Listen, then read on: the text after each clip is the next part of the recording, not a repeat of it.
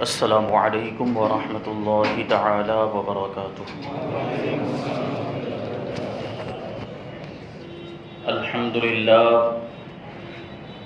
رب العالمین والعاقبۃ للمتقین، والصلاة والسلام علی سید الانبیاء والمرسلین وعلی آلہ واصحابہ اجمعین، اما بعد فاعوذ باللہ من الشیطان الرجیم، بسم اللہ الرحمن الرحیم۔ یا ایہا الذین آمنوا کلوا من طیبات ما رزقناکم، صدق اللہ مولانا العظیم، وصدق رسولہ النبی الامین المتین الکریم،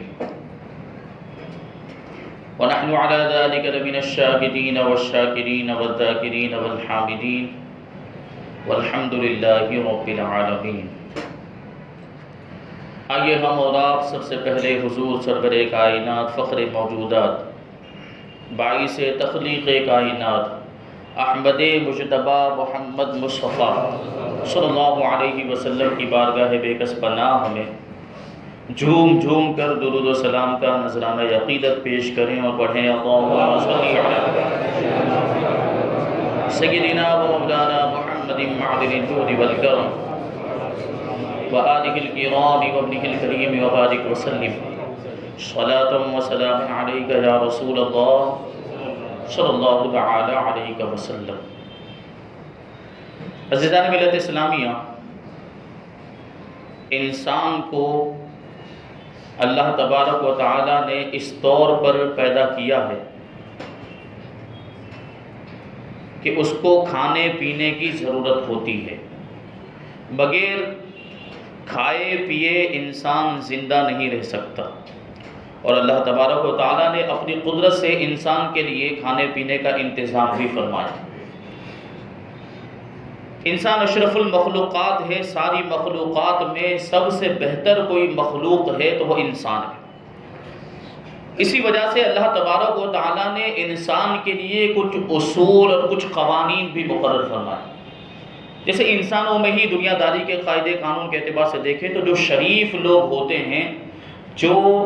اونچے اسٹیٹس اور مرتبے کے لوگ دنیاوی اعتبار سے،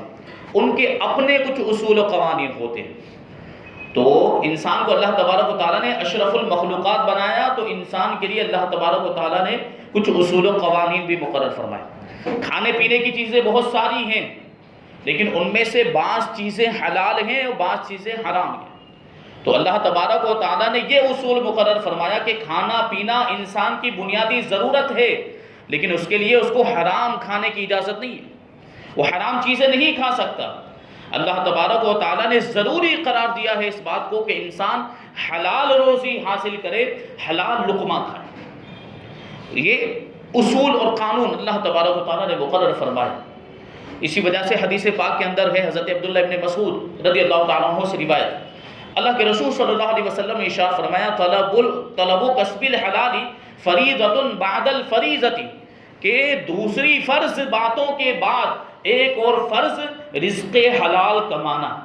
حلال روزی حاصل کرنا، یہ بھی فریضہ ہے۔ یعنی جس طریقے سے نماز فرض ہے، روزہ رکھنا فرض ہے، اور دیگر جو ضروری چیزیں ہیں، دین کی ضروری چیزیں جو اسلام کے ارکان ہیں، ان کے بعد ایک اور ضروری چیز ہے حلال روزی حاصل کرنا۔ اسی وجہ سے علماء کرام نے فرمایا کہ حلال روزی حاصل کرنا فرض ہے، اور اس کی بڑی فضیلت ہے۔ اللہ تبارک و تعالیٰ نے قرآن مجید کے اندر ارشاد فرمایا، یا ایھا الذین آمنوا کلوا من طیبات ما رزقناکم، اے ایمان والو ہماری دی ہوئی پاکیزہ چیزوں کو کھاؤ۔ یعنی ہم نے جو تمہیں صاف ستھری چیزیں عطا کی ہیں وہ کھاؤ، کا مطلب کیا ہوا کہ حلال چیزیں کھاؤ،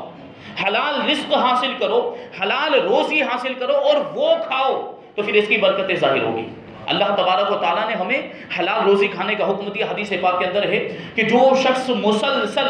حلال روزی کھاتا رہتا ہے،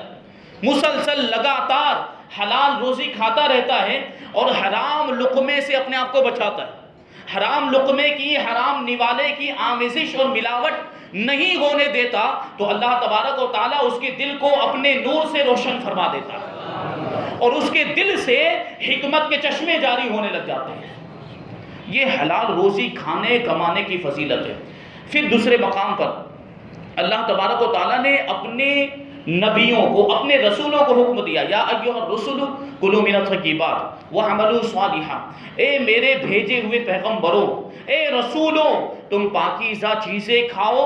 اور نیک عمل کرو۔ اب دیکھیں، ایک جگہ پر ایمان والوں کو حکم دیا گیا کہ پاکیزہ صاف ستھری چیزیں کھائیں، دوسری طرف رسولوں کو حکم دیا جا رہا ہے، انبیاء کرام کو حکم دیا جا رہا ہے کہ وہ پاکیزہ چیزیں کھائیں، صاف ستھری چیزیں یعنی حلال چیزیں کھائیں اور نیک عمل کریں۔ یہ انبیاء کرام تو اللہ تبارک و تعالیٰ کے فرما بردار بندے ہوتے ہیں، رسولان اعظام کبھی بھی اللہ تبارک و تعالیٰ کی نافرمانی کرتے ہی نہیں ہیں۔ یہ ان کے ذریعے سے، ان کے واسطے سے ان کی امتوں کو تعلیم دی جا رہی ہے کہ حلال رزق حاصل کریں اور حلال روزی ہی وہ کھائیں اور نیک عمل کریں۔ اب یہاں پر دیکھیں، جو رسولوں کو جو حکم دیا جا رہا ہے، تو یہاں غور کریں آپ، تو پہلے پاکیزہ روزی کھانے کا حکم دیا جا رہا ہے، پھر نیک اعمال کرنے کا حکم دیا جا رہا ہے۔ یعنی پہلے پاکیزہ روزی کھائیں، اپنے جسم میں جو کھانا وہ پہنچا رہے ہیں، جو پینے کی چیز اپنے جسم کے اندر ڈال رہے ہیں، وہ حلال ہونی چاہیے، پہلے اس کا حکم دیا جا رہا ہے، بعد میں نیک اعمال کا حکم دیا جا رہا ہے۔ تو اس سے کیا پتہ چلا کہ اس کی اہمیت بہت زیادہ ہے، حلال رزق کی اہمیت بہت زیادہ ہے۔ اس کی وجہ بیان کرتے ہوئے علماء کرام فرماتے ہیں کہ یہاں پر حلال روزی کھانے کو مقدم کیا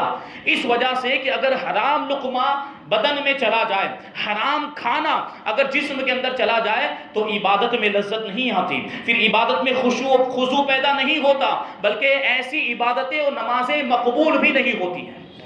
اس وجہ سے پہلے حلال رزق کھانے کو مقدم کیا کہ حلال روزی کھائی جائے، حلال رزق جو ہے اپنے جسم میں پہنچا جائے، پھر عبادت کی جائے تو اللہ تبارک و تعالیٰ ایسی عبادت میں لذت عطا فرماتا ہے۔ تو یہ اللہ تبارک و تعالیٰ نے حکم دیا۔ اب یہاں پر دیکھیے، یہ طیب کا جو لفظ آیا طیبات میں، وہ طیب کے معنی کیا ہے اور طیب سے مراد کیا ہے؟ تو علماء کرام نے اس کی تفسیر بیان کی، تین چیزیں یہاں پر بیان کی ہیں کہ جس چیز کو ہم کھا رہے ہیں، پی رہے ہیں، سب سے پہلے وہ خود پاکیزہ اور صاف ستھری ہونی چاہیے، یعنی وہ خود ناپاک نہیں ہونی چاہیے۔ دوسرے نمبر پر ہے کہ شریعت نے بھی اس کو حلال قرار دیا ہو، وہ خود تو پاکیزہ ہو لیکن شریعت نے بھی اس کو جائز قرار دیا ہو۔ اور تیسرے نمبر پر یہ ہے کہ اس کو جائز طریقے سے، حلال طریقے سے حاصل کیا گیا ہو، کیونکہ بعض اوقات ایسا ہوتا ہے کہ چیز خود بنفس ہی ناپاک ہوتی ہے، نجس ہوتی، پاکیزہ ہوتی نہیں، جیسے خنزیر ہے، سور، وہ نجس العین ہے کہ اس کو کسی بھی طریقے سے حاصل کیا جائے وہ حلال ہو ہی نہیں سکتا، تو یہ خود ہی ناپاک ہے۔ اور بعض اوقات ایسا ہوتا ہے کہ چیز خود پاک ہوتی ہے لیکن شریعت نے اس کو ناجائز قرار دیا ہوتا ہے، شریعت نے اس کو حرام قرار دے دیا، جیسے گھوڑا پاک ہے، اس کے اندر ایسی کوئی چیز نہیں ہے حرمت والی، لیکن شریعت نے اس کی شرافت کی وجہ سے اس کے کھانے کو حرام فرما دیا۔ تو یہ دیکھیں، اور تیسرے نمبر پر یہ ہے کہ بعض اوقات ایسا ہوتا ہے کہ چیز وہ فی نفسی پاک بھی ہوتی ہے اور شریعت نے اس کو جائز بھی قرار دیا ہوتا ہے، لیکن اس کو حاصل کیا جاتا ہے، وہ طریقہ جو ہوتا ہے حاصل کرنے کا، وہ طریقہ اور ذریعہ حرام ہوتا ہے۔ جیسے کسی کے مال کو ہم نے ناحق چھین لیا، کسی کے مال کو غصب کر لیا، یا وہ ایسا مال ہے جو حرام طریقے سے حاصل کیا گیا، جیسے چوری کر کے حاصل کیا، یا جو ہے کہ سود وغیرہ کا مال ہے، یہ سارے مال حرام طریقے سے، تو مال جو ہے فی نفسی حلال ہے، مال جو ہے وہ پاک ہے، لیکن اس کو حاصل کرنے کا طریقہ ہے وہ حرام۔ تو یہ تینوں چیزیں پائی جانی چاہیے کہ وہ مال یا جو کھانے پینے کی چیزیں جو اپنے جسم کے اندر ڈال رہے ہیں وہ خود بھی پاکیزہ ہو، شریعت نے اس کو حلال بھی قرار دیا ہو اور اس کو حلال طریقے سے حاصل بھی کیا گیا ہو۔ ان تینوں چیزوں پر ہمیں عمل کرنا ہے۔ تو یہاں طیبات کا یہ مطلب ہوتا ہے، اور اس پر آپ غور کریں، طیب کا معنی پاکیزہ اور صاف ستھرا، اور یہاں پر اس کا حکم دیا جا رہا ہے کہ پاکیزہ چیزیں کھائی جائیں۔ ایک حدیث پاک سے کہ انبیاء کرام کو وہ حکم دیا اللہ تبارک و تعالیٰ نے اور ایمان والوں کو بھی حکم دیا۔ اس کو ایک حدیث پاک کے اندر یوں بیان کیا، مسلم شریف کی حدیث، حضرت ابو ہریرہ رضی اللہ تعالیٰ عنہ سے روایت، اللہ کے رسول صلی اللہ علیہ وسلم ارشاد فرماتے ہیں، ان اللہ تعالی طیب لا يقبل الا طیبا، کہ اللہ تبارک و تعالیٰ خود طیب ہے یعنی پاک ہے اور پاک چیزوں کو ہی پسند فرماتا ہے۔ اللہ تبارک و تعالیٰ پاک ہے اور پاک چیزوں کو ہی قبول فرماتا ہے۔ اسی وجہ سے فرمایا کہ حرام لقمہ اگر جسم میں چلا جائے تو دعائیں قبول نہیں ہوتی، عبادتیں قبول نہیں ہوتی، کیونکہ اللہ تبارک و تعالیٰ حرام چیزوں کو اور ناپاک چیزوں کو پسند نہیں فرماتا ہے۔ وَأَمَرَ الْمُؤْمِنِينَ بِمَا أَمَرَ بِهِ الْمُرْسَلِينَ، اور اللہ تبارک و تعالیٰ نے ایمان والوں کو اسی چیز کا حکم دیا ہے جس چیز کا حکم اس نے اپنے رسولوں کو دیا۔ چنانچہ اللہ تبارک و تعالیٰ نے ایک جگہ پہ اپنے رسولوں کو حکم دیتے ہوئے ارشاد فرمایا، یا ایھا الرسل کلوا من الطیبات واعملوا صالحا، اے میرے رسولوں، اے پیغمبروں، تم حلال روزی کھاؤ، پاکیزہ چیزیں کھاؤ اور نیک اعمال کرو۔ اور دوسری جانب اللہ تبارک و تعالیٰ نے ایمان والوں کو بھی حکم دیا، یا ایھا الذین آمنوا کلوا من طیبات ما رزقناکم، اے ایمان والو ہماری دی ہوئی پاکیزہ صاف ستھری چیزیں یعنی حلال چیزیں کھاؤ۔ تو دیکھیں رسولوں کو بھی یہی حکم دیا گیا اور ایمان والوں کو بھی یہ حکم دیا گیا۔ فذكر الرجل يطيل السفر اشعث واخبر يمد يديه الى السماء يا ربي يا ربي ومطعمه حرام ومشربه حرام وملبسه حرام وغذي بالحرام فهو كيف يستجاب لك۔ اللہ کے رسول صلی اللہ علیہ وسلم نے اتنا بیان کرنے کے بعد ایک شخص کا ذکر کیا کہ ایک ایسا شخص ہے جو بہت لمبا سفر کرتا ہے، یعنی اللہ کی راہ میں بہت لمبا سفر کرتا ہے، اس کے بال پرا گندہ ہیں، یعنی بال بکھرے ہوئے سفر کرنے کی وجہ سے، اور اس کا جو جسم ہے، اس کا جو لباس ہے وہ دھول سے اٹا ہوا ہے، گرد و غبار میں جو ہے کہ آلودہ ہو چکا ہے اس کا لباس اور اس کا ظاہری بدن، اور وہ اللہ کی بارگاہ میں دعا کرنے کے لیے اپنے ہاتھوں کو آسمان کی طرف بلند کرتا ہے اور کہتا رہتا ہے یا ربی، اے میرے پروردگار، اے میرے پروردگار، جبکہ دوسری جانب اس کا حال یہ ہے کہ اس کا کھانا حرام ہے اور اس کا پینا حرام ہے، اس کا لباس حرام ہے اور اس کو جو غذا دی گئی ہے وہ حرام غذا دی گئی ہے، تو اس کی دعا کیسے قبول ہو سکتی ہے؟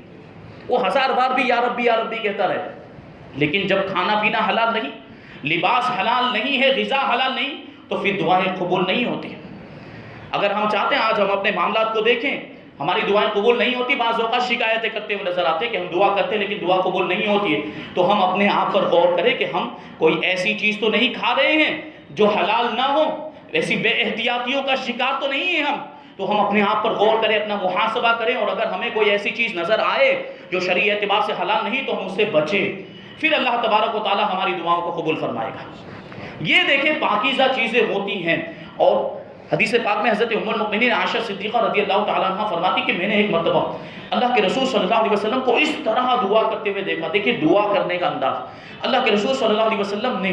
عرض کیا اپنے پروردگار کی بارگاہ میں، اے پروردگار، اس میں طاہر، مطہر، طیب اور مبارک کے وسیلے سے میں تیری بارگاہ میں دعا کرتا ہوں۔ طاہر، مطہر، طیب، یہ سارے پاکیزہ نام اللہ تبارک و تعالیٰ، کیونکہ اللہ تبارک و تعالیٰ خود بھی پاک ہے اور پاک چیزوں کو پسند بھی فرماتا ہے۔ تو اللہ کے رسول صلی اللہ علیہ وسلم نے اللہ کے انہی ناموں میں، جس میں اس کی پاکیزگی کا ذکر ہے، انہی ناموں کو وسیلہ بنا کر اللہ کے رسول دعا کرتے ہیں، یہ تیرا وہ نام ہے کہ اس نام کے ذریعے جب تجھے پکارا جائے تو تو جواب دیتا ہے، اور جب تجھ سے کچھ مانگا جائے تو تو عطا فرما دیتا ہے، جب رحم کی بھیک مانگی جائے تو تو رحم فرماتا ہے، جب مشکل کشائی کی درخواست کی جائے تو مشکلیں حل ہو جایا کرتی ہیں۔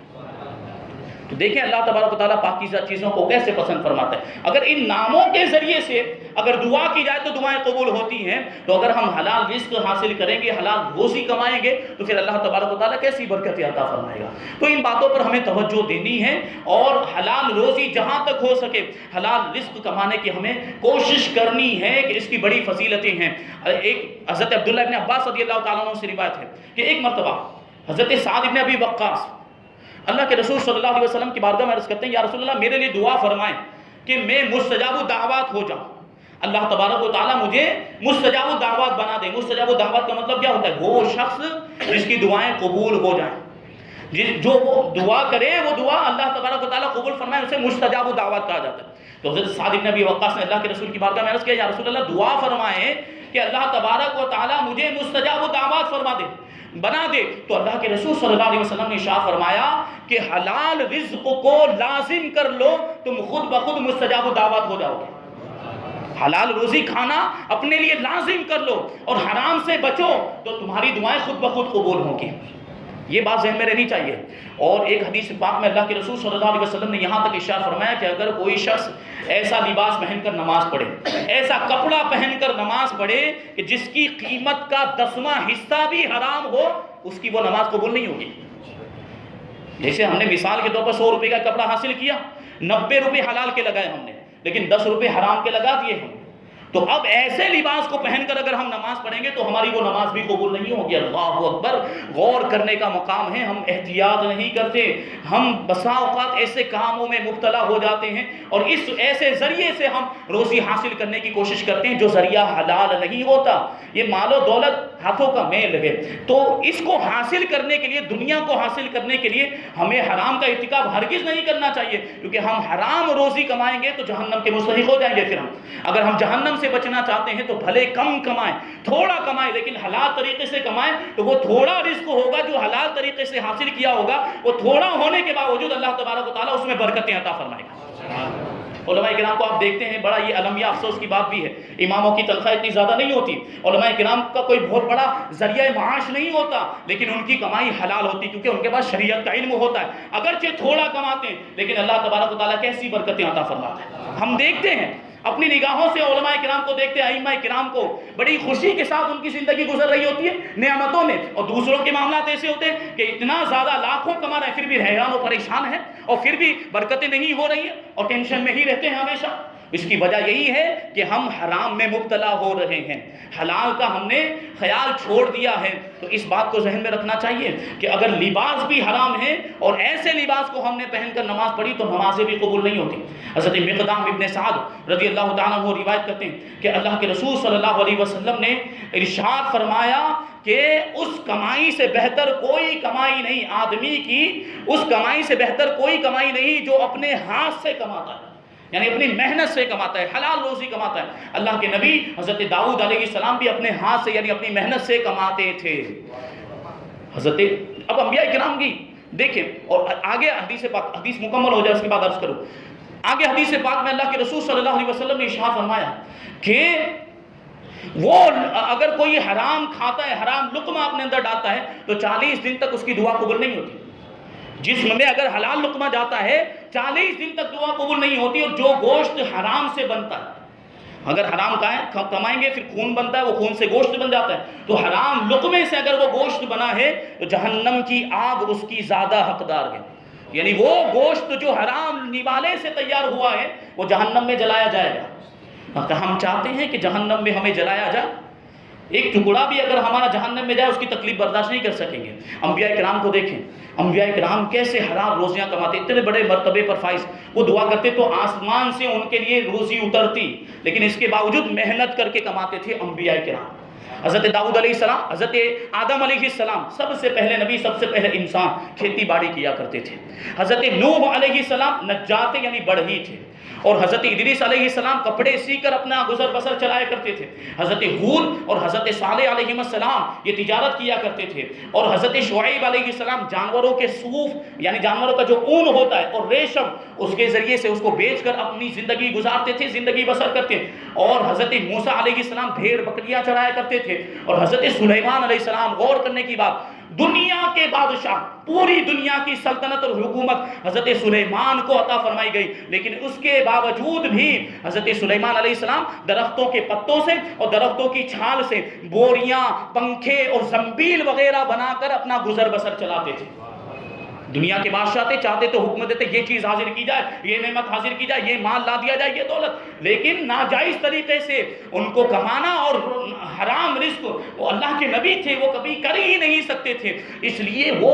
حلال روزی حاصل کرنے کے لیے اپنی محنت کی کمائی حاصل کرتے، اور اسی سے وہ روزی ان کو جو حاصل ہوتی وہی اپنے جسم میں پہنچایا کرتے تھے۔ یہ اللہ کے نبی اور ہمارے آقا کی شانتی کے شروع میں بکریاں چلاتے تھے، پھر تجارت کا پیشہ اختیار فرمایا، لیکن جب نبوت کا بوجھ زیادہ ہو گیا تو مال غنیمت میں جو کچھ بھی حاصل ہوتا تھا وہ حلال روزی ہوتی تھی، اس کے ذریعے سے نبی پاک صلی اللہ علیہ وسلم اپنا گزر بسر چلایا کرتے تھے۔ کہ انبیاء کرام کی زندگیاں، ان سے ہمیں سبق لینا چاہیے کہ ہمیں حلال روزی حاصل کرنی اور حرام سے بچنا ہے، کیونکہ اگر حرام لقمہ ہمارے اندر جائے گا تو حرام چیز ایسی ہوتی ہے کہ جس کی وجہ سے بعض اوقات مرتے وقت کلمہ بھی نصیب نہیں ہوتا۔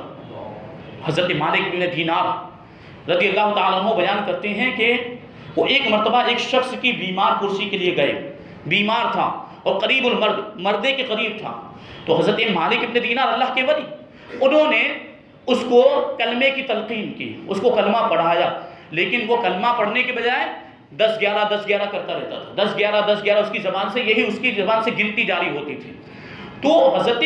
مالک ابن دینار رضی اللہ تعالیٰ عنہ نے کہا کیا معاملہ ہے،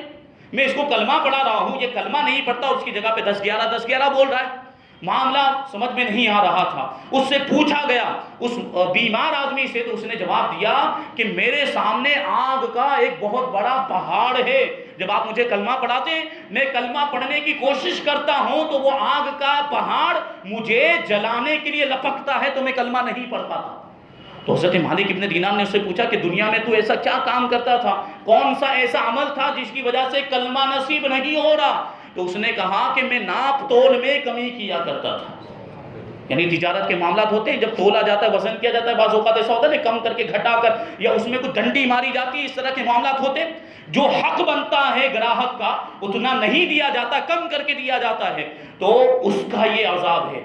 ہم اگر ایسا کوئی کاروبار کرتے ہیں جس میں چیزوں کو ناپنے کی تولنے کی ضرورت پیش آتی تو پورا ناپ کر دیں، پورا وزن کر کے دیں، تول کر دیں، اس میں کمی نہ کریں۔ اور اگر اس میں اس طرح کی ہم کرتے ہیں، کچھ کمی بیشی کرتے ہیں، تو اس کے بدلے میں جو ہمیں مال حاصل ہوا ہے وہ حلال نہیں ہوگا۔ حضرت موسیٰ علیہ السلام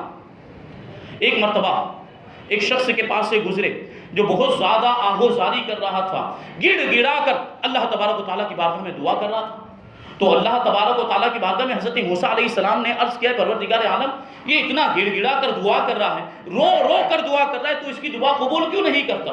تو اللہ تبارک و تعالیٰ نے وحی نازل فرمائی حضرت موسیٰ علیہ السلام پر، اور ارشاد فرمایا کہ اگر یہ آدمی رو کر اپنے آپ کو ہلاک کر دے اور اپنے ہاتھ کو دعا کے لیے اٹھائے اور اتنا بلند کرے کہ اس کے ہاتھ آسمان تک پہنچ جائیں، تب بھی ہم اس کی دعا کو قبول نہیں کریں گے، کیونکہ اس کا کھانا حرام ہے، اس کی پشت پر حرام ہے، اور اس کے گھر میں حرام ہے۔ یہ حرام کی وجہ سے دعائیں قبول نہیں ہوتی۔ اور حلال روزی کمائی جائے تو اس کی بڑی برکتیں۔ ایک مرتبہ اللہ کے رسول صلی اللہ علیہ وسلم تشریف فرما تھے کہ ایک آدمی رسول اللہ صلی اللہ علیہ وسلم کے سامنے سے گزر کر اپنی دکان میں چلا گیا۔ تو صحابہ کرام نے عرض کیا، یا رسول اللہ، اگر یہ آدمی صبح سویرے اللہ کی راہ میں نکلتا تو کتنا اچھا ہوتا، یعنی کوئی نیک کام کرتا، یہ اپنی دکان میں چلا گیا۔ تو اللہ کے رسول صلی اللہ علیہ وسلم نے اپنے صحابہ سے ارشاد فرما، اے میرے صحابہ، ایسا مت کہو، اگر وہ اس لیے جاتا ہے کہ اپنے آپ کو، اپنے ماں باپ کو، اپنے اہل و عیال کو لوگوں سے بے نیاز رکھے تو اس کا یہ کام بھی اللہ کی راہ میں ہے، اور اگر اس لیے جاتا ہے کہ فساد پھیلائے اور صرف مالداری حاصل کرنے کی نیت سے جاتا ہے تو وہ شیطان کی راہ میں ہے۔ دیکھیے حلال روزی کمانے کی یہ برکتیں، اگر نیتیں اچھی ہوں تو اللہ تبارک و تعالیٰ کمانے کو بھی عبادت میں شمار کرتا ہے، وہ کمانا اور روزی حاصل کرنا بھی ہمارا عبادت میں شمار ہوگا۔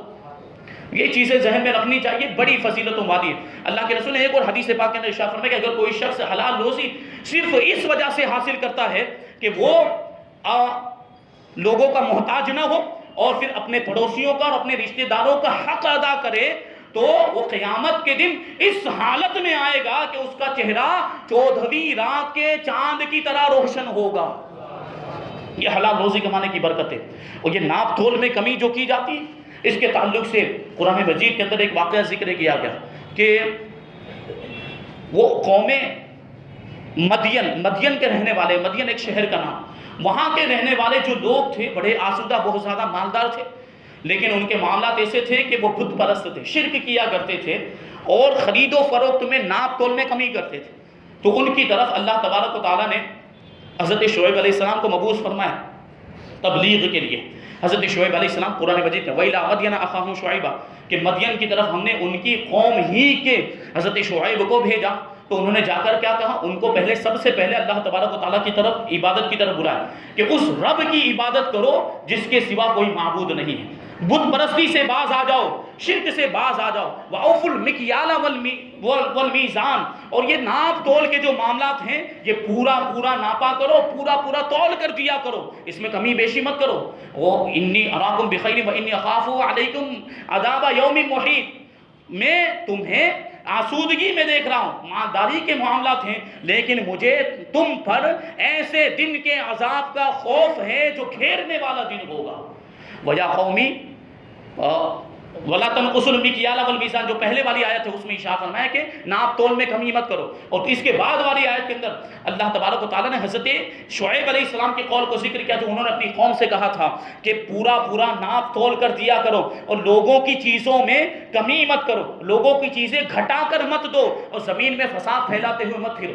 بقیت اللہ خیر لکم، اللہ کے دیے ہوئے سے جو کچھ بچ جائے وہ تمہارے لیے بہتر ہے. بقیت اللہ خیر لکم. تو پھر ان کی قوم نے کیا کہا؟ تو حضرت شعیب علیہ السلام نے جب ان کو تعلیم دی، جب ان کو شرک سے باز رہنے کا حکم دیا اور ناپ تول میں کمی نہ کرنے کا حکم دیا، پورے طور پر ناپ تول کرنے کا حکم دیا، تو انہوں نے کیا کیا؟ طعنے کے طور پر قالوا یا شعیب صلاتک تأمرک ان نترک ما یعبد آباؤنا، انہوں نے کہا کہ اے شعیب بھلا بتائیں کیا ہم اپنے آبا و اجداد کے خداؤں کو چھوڑ دیں؟ کہ آپ کی نماز ہمیں یہ حکم دیتی ہے کہ ہم اپنے آبا و اجداد کے خداؤں کو یعنی معبودوں کو چھوڑ دیں جو بتوں کی وہ پوجا کرتے تھے؟ اس کے بارے میں کہا او ان نفعل فی اموالنا ما نشاء، یا ہم اپنے اموال میں وہ نہ کریں جو ہماری خواہش ہے، یعنی ہم اپنی خواہش کے مطابق کرتے ہیں، ناپ تول میں کمی بیشی یہ ہماری مرضی ہے. انہوں نے یہ بات کہی. اب حضرت شعیب علیہ السلام نے ان کو اور زیادہ سمجھایا، ایک عرصے تک ان کو سمجھاتے رہے لیکن وہ باز ہی نہیں آئے. پھر حضرت شعیب علیہ السلام نے ان کو اللہ کے عذاب سے ڈرایا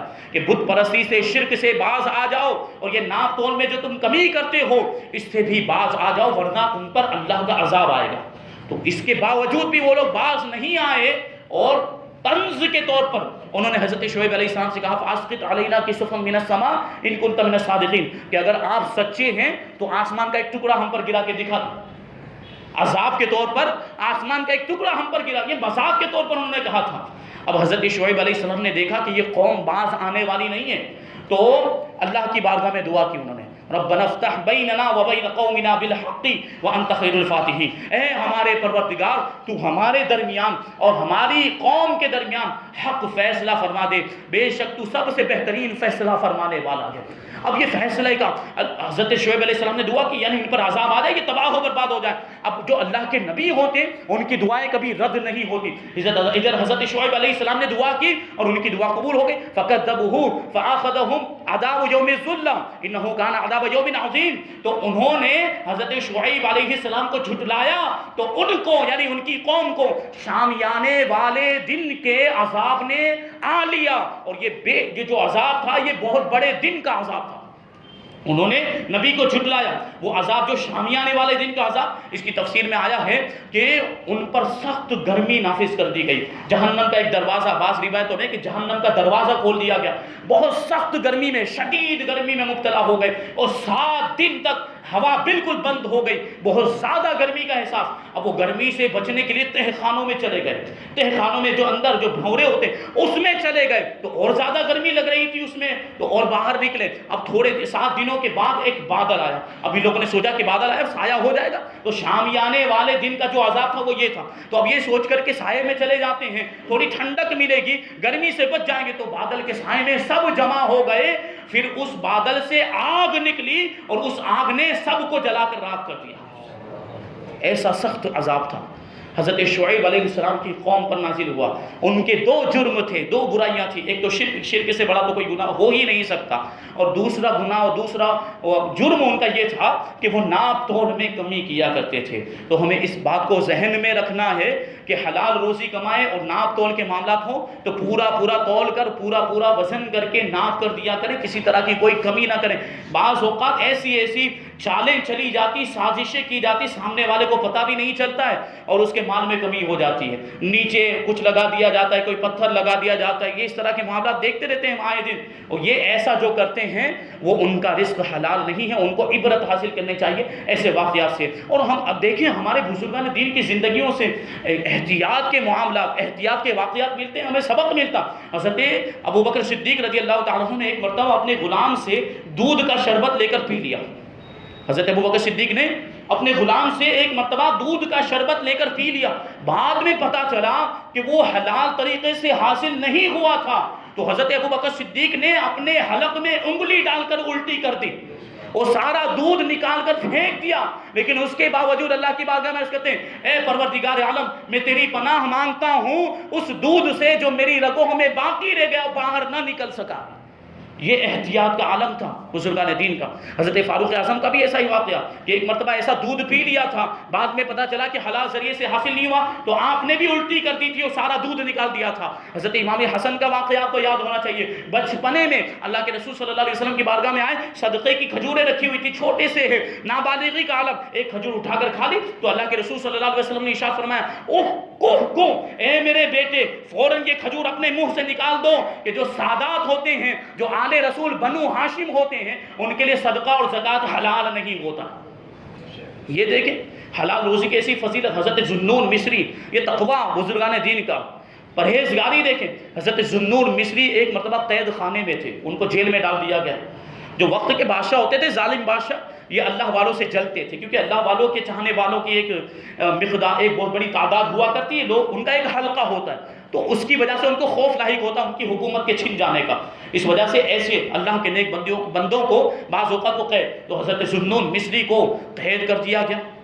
اب کئی دن تک جیل میں حضرت ذوالنون مصری بھوکے ہیں، پیاسے ہیں، کچھ بھی کھانے پینے کے لیے میسر نہیں۔ تو آپ کی ایک مریدہ جو نیک اور پارسا تھی، اس نے محسوس کیا کہ میرے حضرت بھوکے ہیں، ان کے لیے کچھ کھانا بھیجا جائے، تو اس نے کھانا بنایا، حلال کمائی کا حاصل کیا ہوا کھانا بنایا، اور اپنے پیر صاحب کے لیے اس نے جیل میں وہ کھانا بھیجا۔ لیکن حضرت ذوالنون مصری نے وہ کھانا نہیں کھایا۔ اب آپ کی مریدہ کو جب پتا چلا کہ واپس اس کے پاس کھانا آ گیا اور حضرت نے نہیں کھایا، تو آپ کی مریدہ نے پیغام بھیجا کہ یہ کھانا میں نے حلال طریقے سے کمایا تھا اور حلال روزی سے بنایا تھا، آپ نے کیوں نہیں کھایا؟